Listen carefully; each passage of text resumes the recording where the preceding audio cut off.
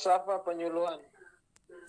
Falsafah merupakan pandangan hidup atau landasan pemikiran yang didasarkan pada kebijakan moral tentang apa yang harus diterapkan dalam perilaku atau dharma dan baktanaga. 1980 dalam buku penyuluhan pembangunan kehutanan 1996. Oleh karena itu, falsafah dalam penyuluhan kebutuhan adalah bekerjasama masyarakat untuk membantunya agar mereka dapat meningkatkan harkat dan martabatnya sebagai manusia. Falsafah penyuluhan yang dikembangkan dikenal dengan istilah 3T, yaitu A. Truth atau kebenaran, bahwa bahan atau materi penyuluhan harus merupakan kebenaran, yakni berasal dari penelitian yang telah diuji, bukan sekadar suatu asumsi atau dugaan diuji secara lokal dan oleh waktu. B. Trust atau keyakinan bahwa bahan atau materi penyuluhan harus telah diyakini oleh penyuluhannya sendiri akan dapat memberikan perbaikan atau keuntungan ekonomis. C. Teach atau pendidikan, bahwa penyuluhan sebagai pendidikan non-formal. Ya, lanjut pembaca kedua. Yusuf, Andri.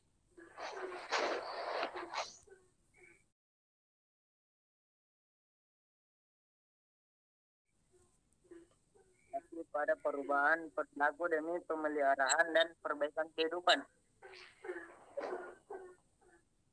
Konsep pendidikan adalah A.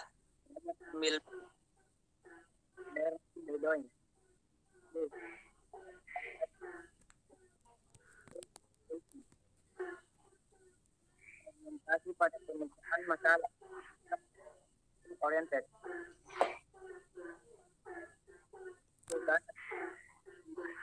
Yusuf. Ulang dulu. Aduh, enggak kedengaran suaramu. Tidak ada suaramu. Lu dengar, Mi? Ya, gitu. Bagi petani dan keluarganya harus berorientasi pada perubahan perilaku demi pemeliharaan dan perbaikan kehidupan. Falsafah penyuluhan ditinjau dari konsepsi pendidikan adalah A. Sambil belajar berbuat atau learning by doing. B. Percaya terhadap apa yang dilihat atau seeing is believing. C. Berorientasi pada pemecahan masalah atau problem solving oriented. Dalam buku penyuluhan pembangunan kehutanan 1996 dirumuskan bahwa penyuluhan harus selalu berorientasi pada A. Kebutuhan sasaran penyuluhan, B. Kemandirian sasaran penyuluhan, C. Kesejahteraan sasaran penyuluhan.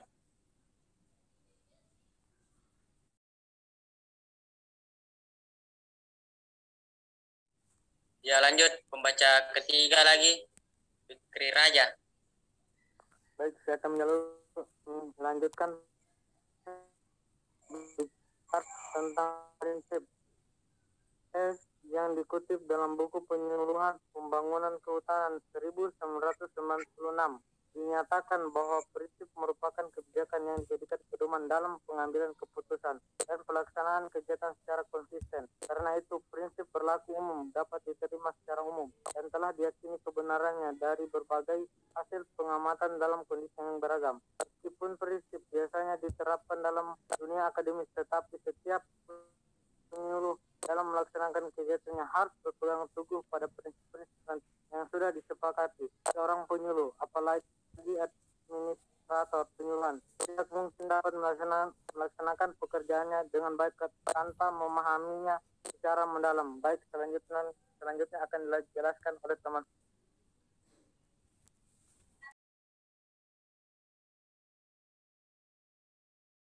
Ya, pembaca keempat, Yolan.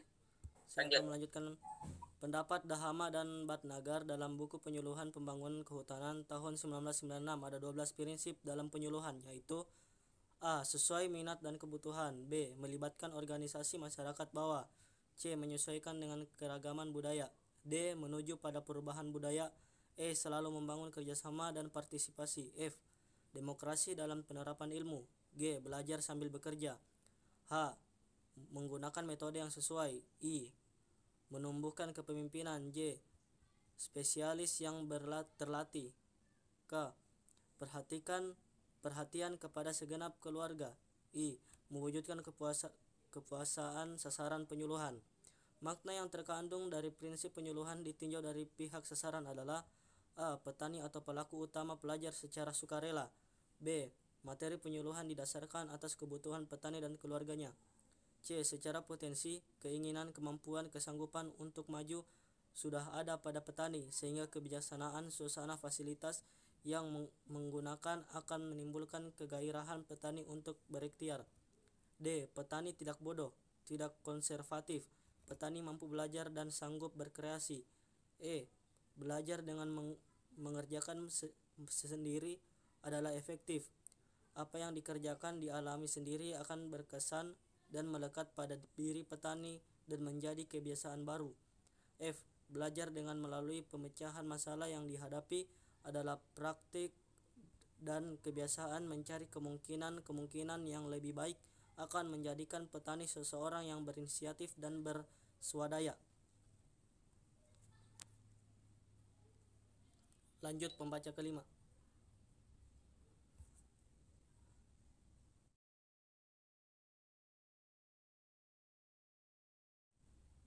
Ya, lanjut dengan saya pembaca kelima.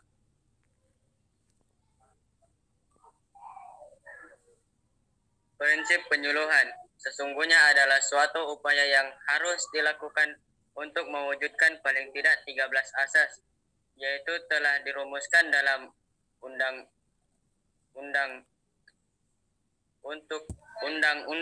Nomor 16 Tahun 2006 sebagai berikut. 1.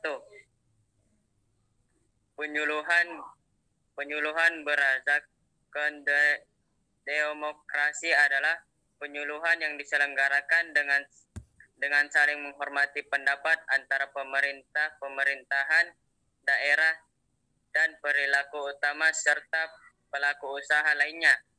B. Penyuluhan berdasarkan manfaat adalah penyuluhan yang harus memberikan nilai manfaat bagi peningkatan pengetahuan, keterampilan, dan perubahan perilaku untuk meningkatkan produktivitas, pendapat, dan kesejahteraan pelaku utama dan pelaku usaha. 3. Penyuluhan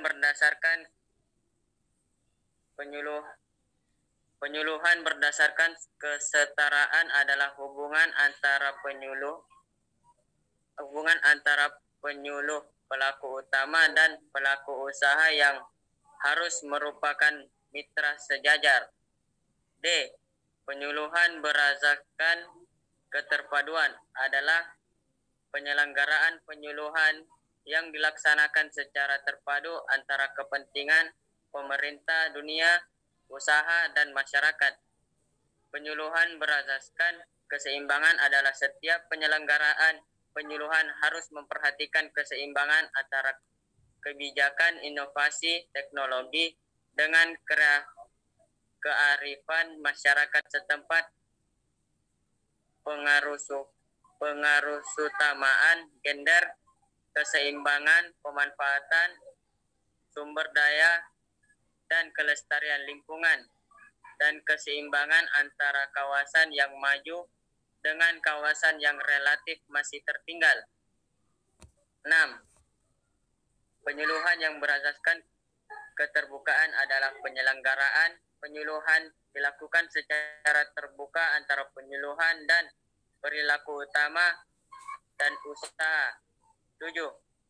Penyuluhan berasaskan kerjasama adalah penyelenggaraan penyuluhan harus diselenggarakan secara sinergis dalam kegiatan pembangunan kehutanan, serta sektor lain yang merupakan tujuan bersama antara pemerintahan dan masyarakat. 8. Penyuluhan berasaskan partisipatif adalah penyelenggaraan penyuluhan yang melibatkan secara aktif pelaku utama dan pelaku usaha dan penyuluh sejak perencanaan, pelaksanaan, pemantauan, dan evaluasi. 9. Penyuluhan berasaskan kemitraan adalah penyelenggaraan penyuluhan yang dilaksanakan berdasarkan prinsip saling menghargai, saling menguntungkan, saling memperkuat, dan saling membutuhkan antara pelaku utama dan pelaku usaha yang difasilitasi oleh penyuluh. 10. Penyuluhan berasaskan keberlanjutan adalah penyelenggaraan penyuluhan dengan upaya secara terus-menerus dan berkeseimbangan agar pengetahuan, keterampilan, serta perilaku utama untuk berperilaku usaha semakin baik dan sesuai dengan perkembangan sehingga dapat terwujud kemandirian. 11. Penyuluhan berasaskan berkeadilan adalah penyelenggaraan yang memposisikan pelaku utama dan pelaku usaha berhak mendapatkan serta kebutuhan perilaku utama dan pelaku usaha. 12. Penyuluhan berasaskan pemerataan adalah penyelenggaraan penyuluhan harus dapat dilaksanakan secara merata bagi seluruh wilayah RI dan segenap lapisan pelaku utama dan pelaku usaha. 13. Penyuluhan berasaskan bertanggung gugat adalah evaluasi kinerja penyuluhan dikerjakan dengan membandingkan pelaksanaan yang telah dilakukan dengan perencanaan yang telah dibuat dengan sederhana, terukur, dicapai rasional, dan kegiatan dapat dijadwalkan. Sekian dari kami kelompok 7. Bila ada kesalahan kata mohon dimaafkan. Wabillahi taufiq wal hidayah. Wassalamualaikum warahmatullahi wabarakatuh.